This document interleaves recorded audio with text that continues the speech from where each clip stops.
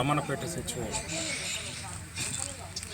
మరియు ఎస్ఐ ఈరోజు ఇక్కడ ఎక్స్పైరీ బీర్ను ధ్వంసం చేయడం జరుగుతుంది. ఇది 2021-23 లైసెన్స్ ఇయర్లో ఎస్వి వైన్స్ నారాయణపూర్ షాప్లో కల్తీ మద్యము అమ్మినారు అనే ఉద్దేశంతో ఆ సమయంలో అక్కడ కేసు రాయడం జరిగింది.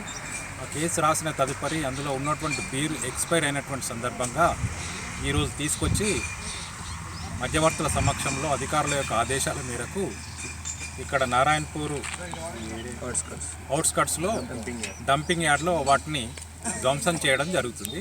ధ్వంసం చేయగా వచ్చినటువంటి బాటిల్స్ను చాలనా కట్టి గవర్నమెంట్కు దాన్ని చాలనా రూపంలో పే చేయడం జరుగుతుంది. 2500 బాటిల్స్ వరకు ఉంటాయి, బియర్ బాటిల్స్ ఉంటాయి. బియరు బ్రీజర్ మాత్రమే ఉంది.